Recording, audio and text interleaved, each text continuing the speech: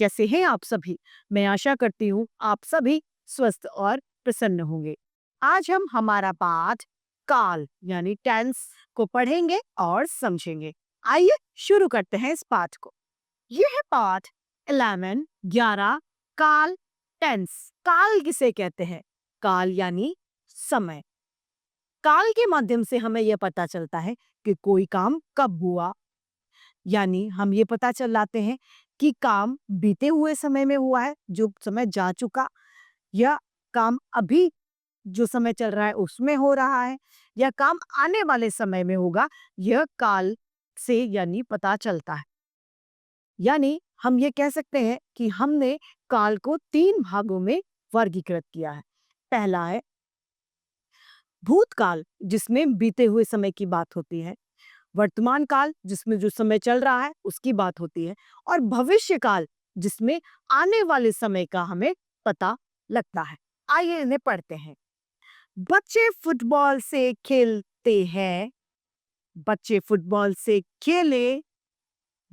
बच्चे फुटबॉल से खेलेंगे। इन तीनों वाक्यों में क्रियाओं के समय में अंतर है। पहले वाक्य में क्रिया नियमित हो रही है यानी चल रही है। दूसरे वाक्य में क्रिया पहले हुई थी यानी खत्म हो चुकी वो क्रिया होके। और तीसरे वाक्य में हमें आने वाले समय में क्रिया के होने का पता चल रहा है। यानी हम ये कह सकते हैं कि क्रिया के जिस रूप से उसके समय का हमें पता चलता है वह काल कहलाता है। काल के 3 भेद होते हैं। पहला भूतकाल, वर्तमान काल तथा भविष्य काल। सबसे पहला है हमारा वर्तमान काल। वर्तमान काल वह काल यानी वो समय होता है जो अभी चल रहा है, वह वर्तमान काल कहलाता है। क्रिया के जिस रूप से उसके वर्तमान यानी अभी चलने वाले समय का पता चलाती है उसे वर्तमान काल कहते हैं। जैसे मैं पढ़ा रही हूं, यह वर्तमान काल का उदाहरण है क्योंकि कार्य अभी इस समय चल रहा है। रमेश खेल रहा है, मतलब खेलना उसका जारी है, तो यह वर्तमान काल है। टेलीविजन पर कार्यक्रम आ रहा है, कार्यक्रम अभी चल रहा है, यानी यह भी वर्तमान काल का उदाहरण है। यानी अभी के समय में यदि क्रिया जारी है तो वह वर्तमान काल कहलाता है। दूसरा है हमारा भूतकाल। भूतकाल का अर्थ होता है बीता हुआ समय, यानी पीछे बीता गया समय जो है वह भूतकाल कहलाता है। जैसे मैं कल वहां गई थी। श्याम कल आया था, इसका उदाहरण है। यानी इन दोनों वाक्यों से पता चल रहा है कि समय बीते वाले समय में क्रिया जो है वो समाप्त हो चुकी, जो समय बीत चुका, यानी बीते हुए समय को भूतकाल कहा जाता है। आइए पढ़ें।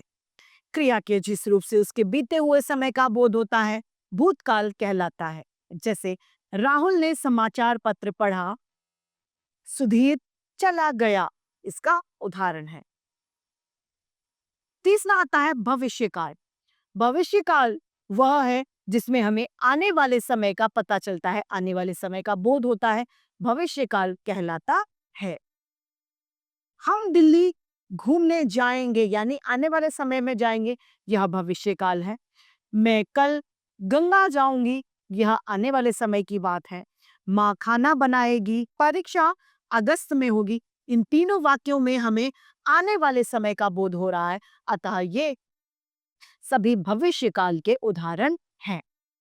भविष्यकाल के साथ में हमारा ये पाठ समाप्त होता है। आइए महत्वपूर्ण बिंदुओं के बारे साथ में इसे एक बार संक्षेप में दोहरा लेते हैं। क्रिया के होने का समय काल कहलाता है। काल के 3 भेद होते हैं, भूतकाल, भविष्यकाल तथा वर्तमान काल। वर्तमान समय वर्तमान काल को कहते हैं, बीते हुए समय को भूतकाल कहते हैं तथा आने वाले समय को भविष्यकाल कहते हैं। काल के 3 भेद होते हैं। तो इस तरीके से हमारा ये पाठ काल यानी टेंस समाप्त होता है।